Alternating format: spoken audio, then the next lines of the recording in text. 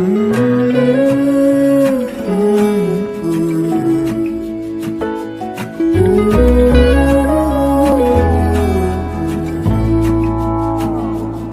burned out like a wandering ember. I shone bright in my... Good morning everyone, my name is Reza There and I am here representing 9A. Today I'm going to present a presentation on the topic mushroom. So, mushroom, in general when we hear the word mushroom, हाम्रो माइन्डमा के आउँछ, हाम्रो माइन्डमा खानेकुरा आउँछ, right? That's how that we usually consume. But there is a deeper meaning, deeper definition towards mushroom, which is what we will be describing today. So, mushroom, we have a proper scientific definition of mushroom, which is a spore-bearing, fleshy and non-chlorophyllous fruiting body. So, fleshy भनेको चाहिँ अलिक massive texture भएको, and we can see that it's a little fleshy over here. अनि एउटा general misconception पनि छ कि हामीलाई we think that mushroom is a plant, which is completely false. किनभने mushroom actually belongs to Animalia kingdom, which is even further classified into fungi. So fungi भनेको चाहिँ यस्तो खालको animal हो जसले त्यो dead र decaying mattersहरुमा depend गरेर तिनीहरुबाट food बनाएर आफै food खान्छ. Mushroom पनि heterotrophic animal हो किनभने it cannot prepare food for themselves, so they depend on decaying matter.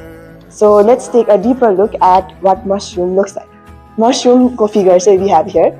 So the uppermost part is called pileus. Pileus भनेको it's like a roof structure given to mushroom. Pileus is the part that we usually consume. Then we have gills. Gills is the reproductive part of the mushroom, which helps in reproduction. Then we have stipe. Stipe is like a fundamental structure given to mushroom so that the structure can stand straight. And especially we have mycelium. Mycelium is like a root-like structure ताकि mushroom can form its foundation. Raw mycelium भनेको चाहिँ group of hyphae हो. र hyphae भनेको चाहिँ अब के हो भन्दाखेरि यो जुन threadsहरु हुन्छ नि यसको single threadलाई चाहिँ hyphae भन्छ. र त्यो सबै hyphae मिलेर बल्ल यो एउटा mycelium form हुन जान्छ. र अब हामीले अस्ति भर्खरै मश नेपालमा नि गएको थियौं. So we learn more about mushroom farming. जसलाई चाहिँ म समराइज गर्नेछु.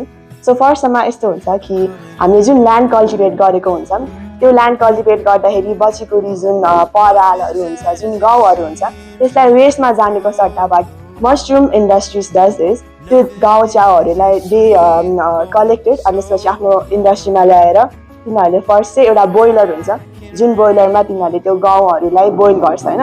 बोइल गरेपछि एउटा यस्तो कन्डिसन हुन्छ मशरूम बन्नको लागि. एउटा कन्डिसन चाहिँ यो हो कि जुन त्यो गाउँ हुन्छ नि त्यसमा मशरूमको फंगाई बाहेक अरु कुनै माइक्रो अर्गानिजम अरु कुनै ब्याक्टेरिया जर्म्स हुँदैन. त्यही भएर नेक्स्ट स्टेप हुन्छ स्टेरिलाइजेसन. स्टेरिलाइजेसनमा चाहिँ सबै जर्म्सहरुलाई मारेर मशरूमको फंगाईको जर्म्स मात्रै राखिन्छ र त्यसलाई एउटा बट्टामा स्टोर गरेपछि लाइक एउटा एरियामा एउटा रुममा राख्छौं जसमा पर्फेक्ट टेम्परेचरहरु हुन्छ, पर्फेक्ट कन्डिसन्सहरु हुन्छ. सो त्यहाँबाट ढुसी पलाओस् र ढुसी पलाएपछि मशरूमको सीड्सहरु हुन्छ र त्यसलाई नै हामीले पछि प्रोडक्सन गर्छौं. Now over to Binisa. Let's learn about the types of mushroom. Mushrooms are generally divided into two types, first being poisonous and second being edible. As the name itself says that poisonous mushrooms are those types of mushroom which are poisonous and cannot be eaten by anyone, and some examples are given here. And the second being edible mushroom, and as the name itself says that they are edible and are completely okay to be consumed, and some examples are here as well. Now you might be confused how to differentiate between those mushrooms, as it's hard to differentiate between them. So let me tell you some ways to differentiate between poisonous mushrooms. First one being a very unpleasant and acidic smell. Poisonous mushrooms are usually very unpleasant and nasty in smell. The second one being the pilus and the stipes are generally brighter in color, as most of the edible mushrooms are very dull in color. Most of us, the one which we consume, most being white or brown, but the poisonous mushrooms are mostly brighter in colors. And the third point being the gills are greenish in colors, or yellow-green spores, or even pink spores indicate that it is an poisonous mushroom. And the fourth point being that there are no insects around the poisonous mushroom, and as the insects may die due to the consumption of poisonous mushroom, that's why there are no insects around it. That's why we can know that it is a poisonous mushroom. And the fifth point being that yellow slime in the pilus, this part means that it is a poisonous mushroom. So these were some of the ways to differentiate between a poisonous mushroom. Now, as we all know, we went to Mush Nepal to learn a lot about mushrooms, and the key learning that our group got will be now described by Divyani. Now I'll share some key points that me and my group have collected during field trip in Mush Nepal. As we all know that we have studied in our textbook that there are only 31 types of mushroom in Nepal, but which has been completely wrong, because due to our field trip we have got known that there are more than 1,000 types of mushroom in Nepal, which is important for our health as a source of protein, vitamin, minerals, and also as a medicine, because it cures the treatment for cancer, and also reduce the blood pressure and obesity.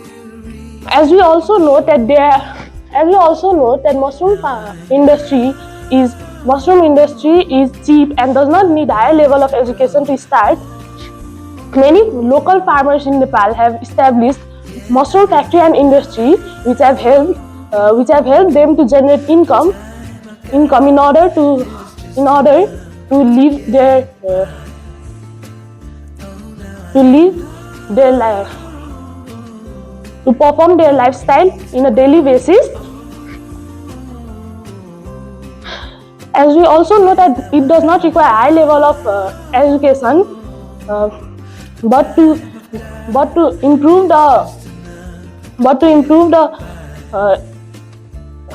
develop the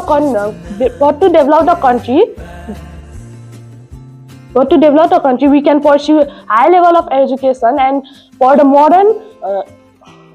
modern growth of mushroom. Now, I will call Mansa and Aisha for life cycle of mushroom. Life cycle of mushroom. So the reproductive part of mushroom is basidium, because it bears basidiospores. In basidium there are two haploid nucleus, one of plus strain and one of minus strain. These two haploid nucleus fuse together and then give a diploid nucleus. The diploid nucleus goes under the meiosis division and then gives 4 haploid nuclei. Out of these 4 haploid nuclei, 2 acts as minus strain and 2 acts as plus strain, and 4 finger-like projections can be seen in the apical region of meristem, which is known as steric So you can see the 4 finger-like projections over here. And then out of these 4 haploid nucleus migrate towards the steric giving rise to 4 basidiospores.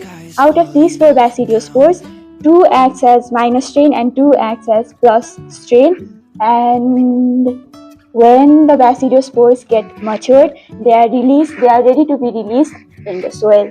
Under favorable conditions, the basidiospores germinate and give rise to primary mycelium.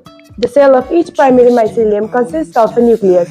2 hyphae of different chains of primary mycelia fuse together and give rise to a secondary mycelium. A secondary mycelium changes into a mushroom. When it gets a suitable temperature and moisture, at the beginning of the secondary mycelium forms a small spherical buttons in the substratum. These buttons later grows into an umbrella-shaped like mushroom called fruiting body. This is the life cycle of the mushroom. Thank you. Thank you. Thank you, Aisha and Monisha. Now for the suggestion part, some of my suggestions are listed here. So my first suggestion would be to do better promotion of mushroom industries in the international market for foreign currencies. And schools should also provide practical knowledge in terms of mushroom farming, because practical knowledge is 10 times more effective than theoretical knowledge. And export and import should be prioritized by the government, as it's very crucial and it's an important part of gaining income. And then mushroom industries can be expanded throughout Nepal, not only some provinces or districts. That's it. Thank you. So in conclusion, to wrap up everything that I've stated so far, I just want to yet again remind all of us to consume more mushrooms so that it would have a better place of industry in our country, Nepal. And I just want to hold out my warm gratitude towards Mush Nepal for providing us with such vast knowledge on mushroom. So thank you so much for everyone for listening to our rambles. There might have been mistakes, but thank you so much for your attention span. And I just